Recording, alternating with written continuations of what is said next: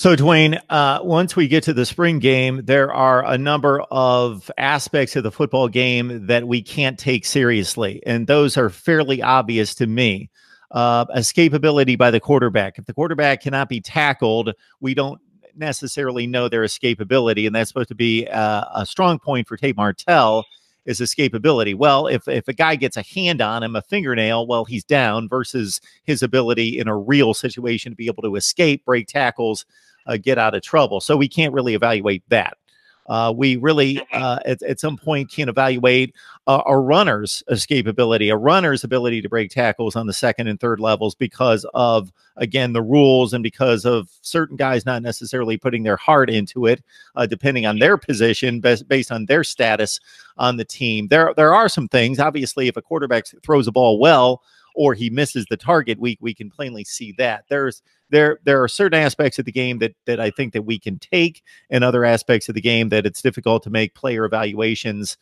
Certainly, those one-on-one matchups on an island, whether they be in the slot or out wide, hey, we can see if the DB was hanging and competed for the football with that wideout, or the wideout gain separation on the DB, because man, that's just one-on-one football. Whether you're 7-on-7, whether you're playing, for the national championship, that's what it is in space.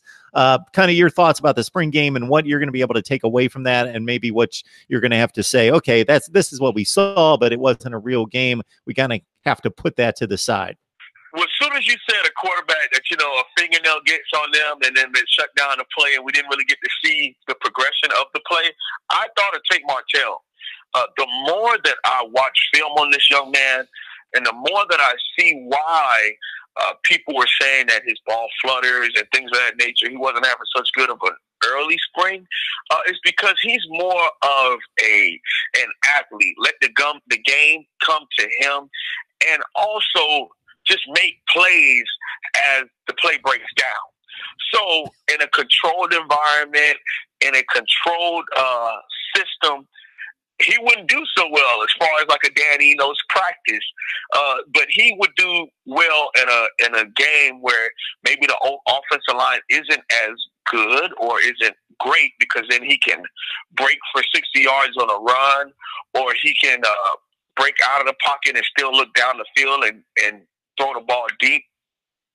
But then I also look at a guy like Gerald Williams, who is a prototypical pocket passer. He can be mobile in the pocket and probably gain maybe 8 to 10 yards on a rush, but he isn't listed as a quote-unquote mobile quarterback.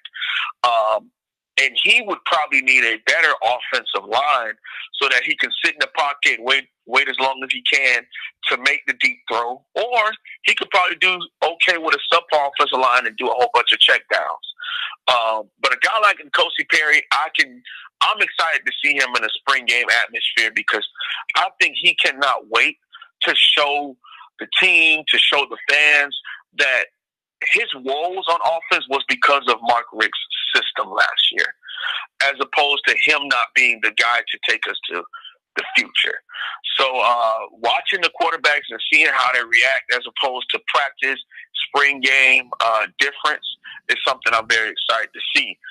Second thing I would bring up, Mark, would be the O-line versus D-line, and guys like Nestor Severa and John Ford, who have been dominating practice.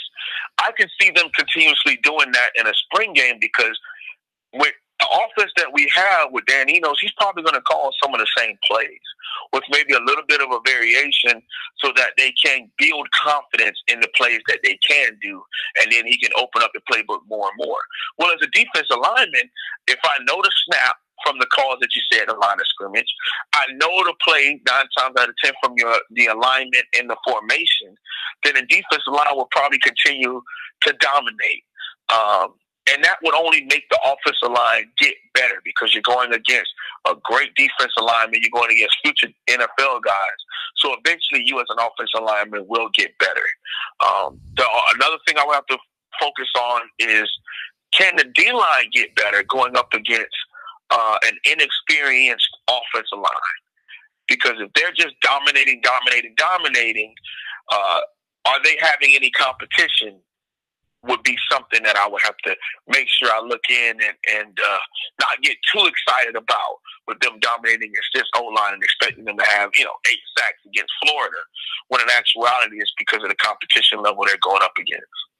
All right, everyone, you're locked in on Mark Rogers TV, the voice of college football. If you don't know it already, please dive into the videos. You will find that we deliver college football analysis for the smart fan each and every day. The best discussion and debate analysis for myself and the best bloggers, broadcasters, and writers in the industry, including the wholesome one here, HOLSUM, HOLSUM1. Look him up here on YouTube. And let's leave it with this. Once we get to the spring game, who are you excited to see? Whether that's a player that was just recruited, just signed, early enrollee, ready to go, or maybe a year back going to the 2018 class, a guy that didn't see the field much, but you're excited to see. Just one guy, Mike? You gotta put me. Oh, man, I'll give you two. I'll give you one each side. Two. Let's do one offense, one defense. I am super excited to see this guy in person, KJ Osborne.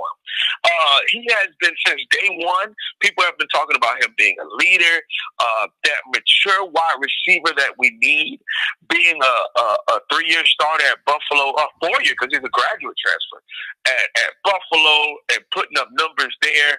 I want to see him on this level in person against our #1 defense. I want to see him in spring game time. I'm really, really excited to see him against the good defensive backs at the University of Florida come week 1.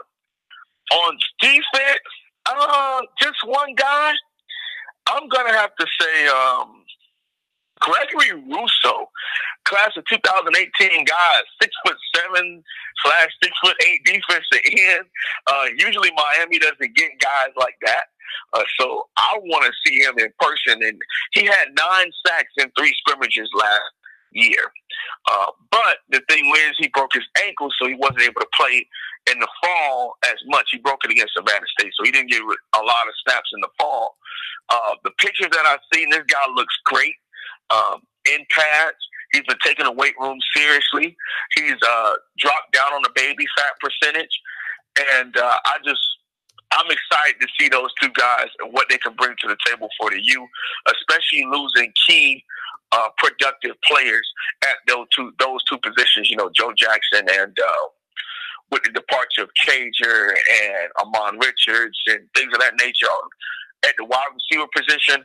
I want to see what these two guys are going to do for the University of Miami in the spring and in the fall. He is the wholesome one, HOLSUM1. I encourage you to go to YouTube, and you're probably on it right now, unless you're listening to the audio right now.